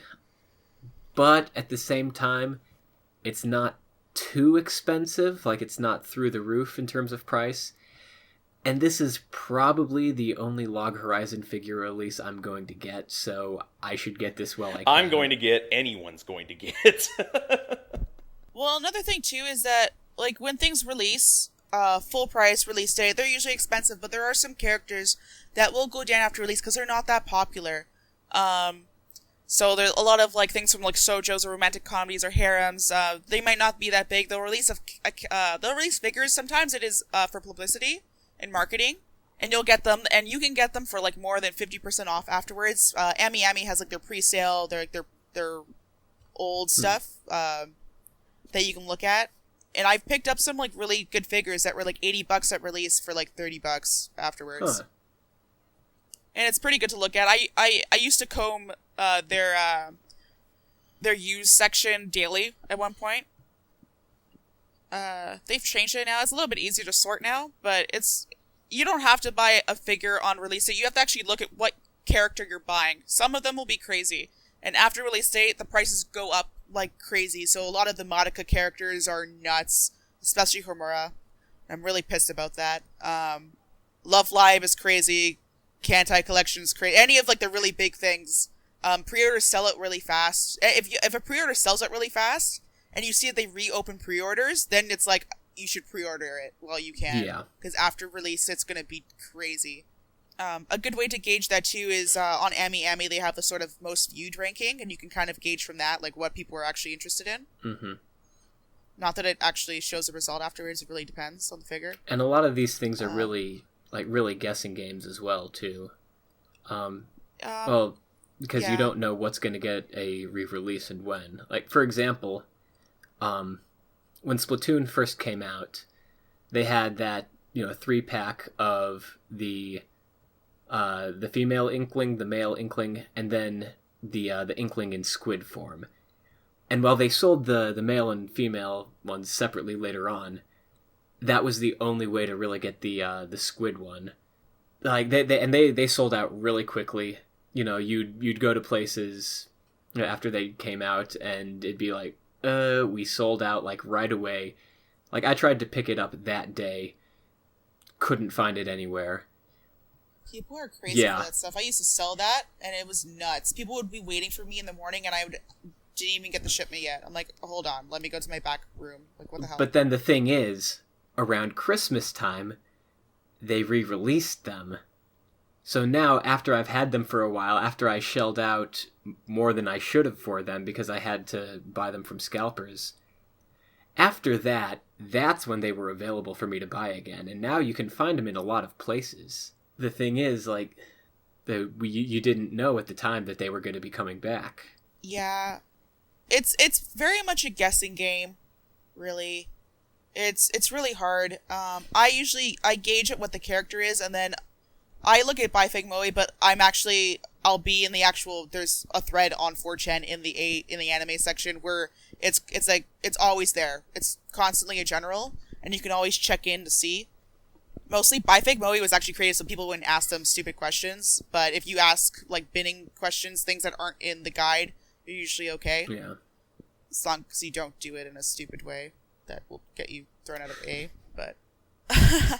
But it's very much a guessing. It depends on, like, if you want it. Like, if you don't want to take the risk. So it comes down to risk, too. So let's say I really want this figure. It might be cheaper later. Maybe I'll wait. But then you're like, I don't want to risk that I can't get it afterwards, or the price might go up, or I will never get it, and you'll pre-order it. You have to think about it a lot. Yeah. Figures are really complex. Yeah, definitely. And that's like, but without going into other merchandise either. Like, for example, I own a Dakimakura, but the thing is, the one that I own is actually a bootleg because, like, when it was initially released, like, I didn't have money back then. That was like a while ago, and I knew they're never going to re-release it. I remember you were fighting with yourself over that. Well, that was more the idea of actually having a Dakimakura, but I still haven't crossed that line. Don't think I'm going to. But I mean, the thing is, like, with those things, bootlegs are about the only option that you really have. Well, there's the bootlegs, but there's also, like, another thing. There's websites where they'll do custom ones. So a lot of people actually get the artwork from, they'll commission artists to do it for them. And they'll have their own custom Dakimura. And it's just theirs, which is kind of, like, ideal, too, for depending on what people use it for. I mean, the difference between that and a bootleg is that, you know, it's not technically a bootleg in, it's fan art. It's fan art, and it's, you know, custom. I think the prices are generally about the same, maybe. Yeah. Yeah, because you wouldn't be paying the artist, you'd be giving them the art, right? Well, there's the website, so you would give them the art, so you would pay for it, but you would have to just, like, if you got it commissioned, you would have to pay the artist too, so you have both fees. Yeah. You'd have both fees, but, like, the difference is that's, you know, that's a purchase, that's a custom thing, whereas a bootleg is basically just, well, I can't get this anymore, but I still want it in some form that's at least close enough to the original that I can be satisfied. Yeah. The commissions are more so, let's say if your character is unfortunate enough not to get one. So that's more when people do it, I think. Or if they just really like the artist, I don't know. I don't know why people do these things. Says the artist who wants people to commission her. But, yeah. So if you want to make to make a custom Dakimakura, maybe give Jess a look. I've never done one. I think I could do it. You draw lewd things, right? Yeah. I don't post them, though. Not all of them. Maybe. I'm not setting anything in stone. Alright, I think that's about all the discussion we have. Again, if you want more information, if you want to do, you know, research on your own, which you should, check out bifag.moe. And actually, Jess and I both have Imgur albums that contain, you know, the entirety of our collections and sort of, in my case at least, some fairly complex descriptions of how I came across each item, why I bought each item, etc. Yeah, mine are very like, look, I have this.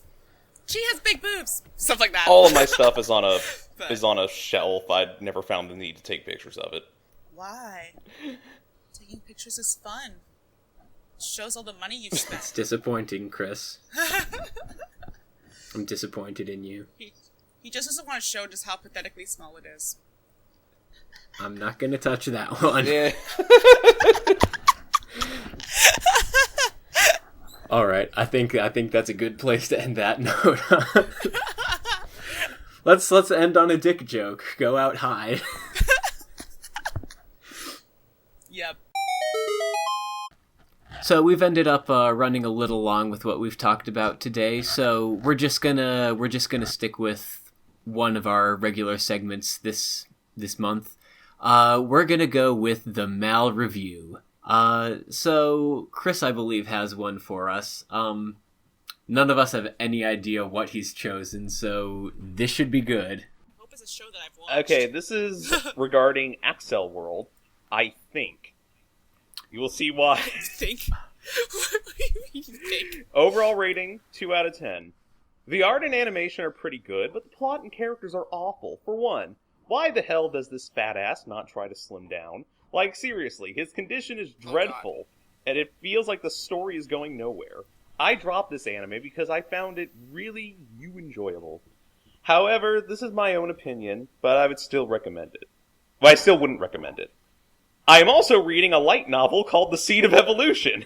It has a similar concept of a fat man protagonist, but I would highly recommend it, as the protagonist is conscious of himself being fat, and after eating the Seed of Evolution, his body is changed. Sorry for the spoiler. But it is an amazing novel with a great story and characters. BTW, it is set in the fantasy world of magic and demons after MC and Co. are transported there. Genres: fantasy, harem, romance, adventure, comedy, drama, and shouted. Truly an amazing novel. It can be found at... I am not going to dignify this reviewer by giving the address. I hope you read it and enjoy it. Is this like total advertisement for that one series? Oh my god! Is there anything else to this review, or was that where it ended? That's where it ends. He spent more time talking about another series. This show than sucks, this so show. you should read this book because it's better.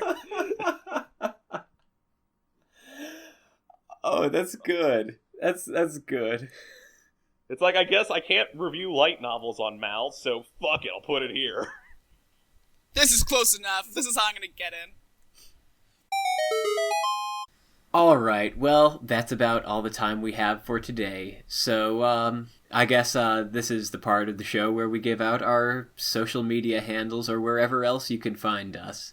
As usual, I am at @LadybugMan on Twitter, and you can find pretty much all the work I'm putting out now on the Bug blog. That's Bagu Budagu, BAGUBARUGU. I don't know if I spelled that right. I'll put it in the show notes. .wordpress.com. You can find me at The Raggedy Man on Twitter. And yeah, that's about all where you can find me. And Jess, where can people find you? You can find me on many places, because I network a lot because I'm an artist. But if you want to judge my shit taste in anime, I'm on Mal as Eliza Lento. So ELIZALENTO. Zed. Hey! Zed is proper. I guess so. Same, you can find me on the same handle for Twitter, for, what else, Tumblr. If you go on Tumblr, I have Tumblr to advertise my art. And my art, you can also find, like, I have a DeviantArt and stuff. You can pretty much just Google me and you'll find my dirty history, so don't do that, cut that part out. Do you also have, fuck. I was gonna make a Canada joke, but I flubbed it up to make fun of you for saying Zed. I was gonna make a joke about you putting milk in bags and having mooses everywhere. Milk in bags is the best way to have milk. So, anyway, this has been Buggy. If the FBI are listening, I swear I'm not a pedophile. And this has been Chris. I found this review to be fantastic, and also I've been reading a light novel lately. It's about a... and this is Jess. And I totally only have one waifu. That's because I don't. So sad. Don't judge me. And we will be back to bug you next month. Play us out, pillows. Is this love? This is love. 効き目があるくらい古いギターで新しい歌また作ったんだよ Ladybird girl Ladybird girl Ladybird girl My girl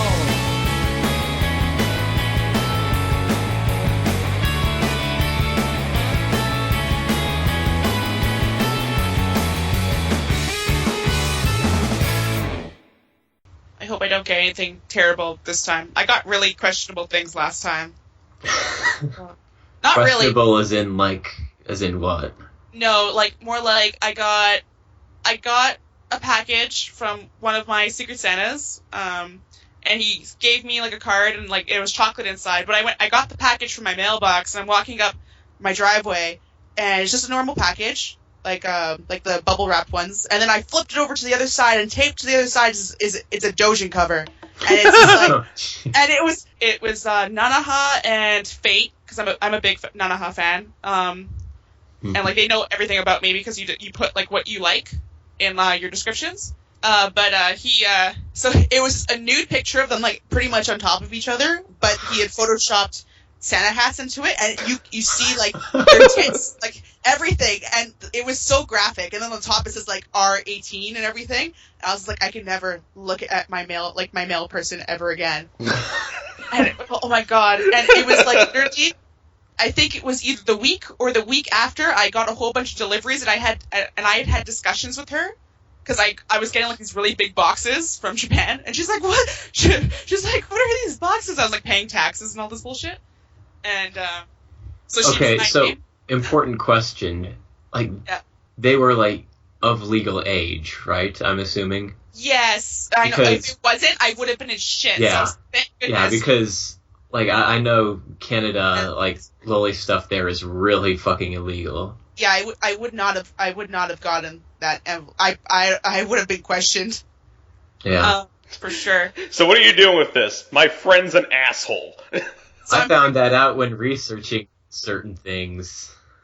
Yeah, I'm very happy because that he guessed that I liked. Maybe he like kind of figured that he shouldn't have done that. But apparently I talked to him on 4chan. I was just like, Anon, why would you do this? Right? And he's just like, I was drunk. It felt like a good idea at the time. I was just like, you could have messed up my life because you were drunk and you thought it was a good idea at the time. Hey everyone, Buggy here again. If you've made it this far into the podcast, thank you so much. You obviously either enjoyed it enough or at least pitied us enough to stick through it the entire time, so we would really value your feedback. Any constructive criticism you can give, we'll take into consideration.